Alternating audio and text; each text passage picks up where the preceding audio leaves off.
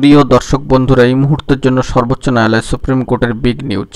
কার্যত এইমাত্র এসএসসি রায় চ্যালেঞ্জ মামলার ক্ষেত্রে উঠে আসছে ক্যাভিয়েট নিয়ে তথ্যাদি, জরুরি প্রসঙ্গ এবং ডিফেক্ট ক্লিয়ারের প্রসঙ্গ।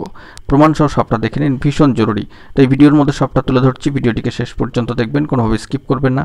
চ্যানেলটিকে অতি অবশ্যই সাবস্ক্রাইব করে নিয়ে সঙ্গে থাকবেন। তো চলুন কথাবার্তা না বাড়িয়ে আমরা মূল টপিকে ফোকাস করি। এই মুহূর্তে এসএসসি রায় চ্যালেঞ্জ মামলার ক্ষেত্রে যে জরুরি তথ্যাদিগুলি উঠে আসছে, প্রথমেই চলে এসেছি আমরা ক্যাভিয়েট প্রসঙ্গ। দুটি ক্যাভিয়েটের প্রসঙ্গ কিন্তু উঠে এসছে, অবশ্যই ক্যাভিয়েট নাম্বার সহ বিষয়টি দেখতে পাচ্ছেন। এবং সেই দিক থেকে প্রথম ক্যাভিয়েটটির ক্ষেত্রে দেখুন 10643 অফ 2025 এবং রিসিভিং ডেটটাও কিন্তু রয়েছে, স্ট্যাটাসও কিন্তু অ্যাক্টিভ দেখতে পাচ্ছেন। West Bengal Central School Service Commission through chairman versus Arunima Pal. ইতিমধ্যেই এই যে ডিভিশন বেঞ্চের যে রায়, তা চ্যালেঞ্জ করে ইতিমধ্যে সর্বোচ্চ ন্যায়ালয় সুপ্রিম কোর্টে মামলা দাখিল হয়েছে।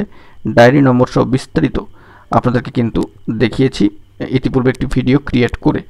তো সেই দিক থেকে দাঁড়িয়ে প্রথম যে ক্যাভিয়েটের প্রসঙ্গটা উঠে আসছে, সরাসরি অন স্ক্রিনে দেখতে পাচ্ছেন, West Bengal Central School Service Commission through chairman versus Arunima পাল।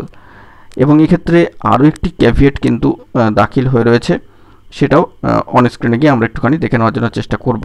বন্ধুরা, চলে যাচ্ছি পরবর্তী অংশে। 2 নম্বর ক্যাভিয়েটের ক্ষেত্রে দেখুন, ক্যাভিয়েট নাম্বার দিয়ে দেওয়া রয়েছে 10783 অফ 2025।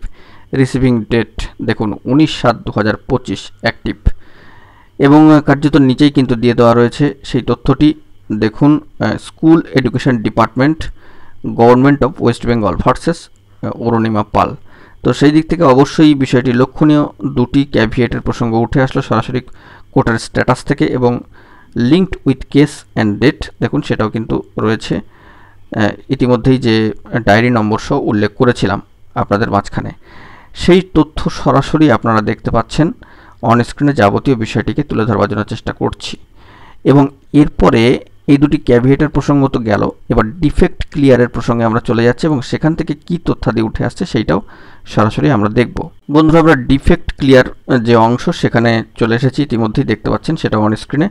মোট কোর্টের সাইট থেকে ডিফেক্টস অংশে তো যে ডিটেলসটা উঠে এসছে, সেখানে মোট 11টি ডিফেক্টের প্রসঙ্গ উঠে এসেছিল এবং সেখান থেকে কোর্টের সাইটে যে স্ট্যাটাস আপাতত রয়েছে এবং সেখান থেকে দেখুন নোটিফিকেশান ডেট 18/7/2025 এবং রিমুভড অন ডেট 19/7/2025। তো 1 থেকে শুরু করে 11 পর্যন্ত ডিফেক্টের, অর্থাৎ মোট 11টি ডিফেক্টের প্রসঙ্গ উঠে এসেছিল এবং সেখানে প্রত্যেকটার ক্ষেত্রেই রিমুভড অন ডেট কিন্তু 19/7/2025। তাই প্রথম যে সিরিয়াল নাম্বারে যেটা রয়েছে সেইটাই শুধুমাত্র এখানে অন স্ক্রিনে তুলে ধরলাম। সব ক্ষেত্রেই রিমুভড অন ডেট কিন্তু 11টির ক্ষেত্রে 19/7/2025। মামলার বর্তমান স্ট্যাটাসকে ইতিমধ্যেই আপনাদেরকে জানিয়েছি সিএল নাম্বার সহ, নতুন করে সেখানে কিন্তু আর কিছু বলার নেই।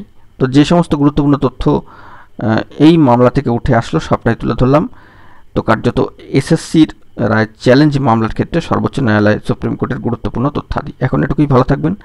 জরুরি আপডেটগুলি পাওয়ার জন্য চ্যানেলটিকে সাবস্ক্রাইব করে নিয়ে সঙ্গে থাকবেন। ধন্যবাদ।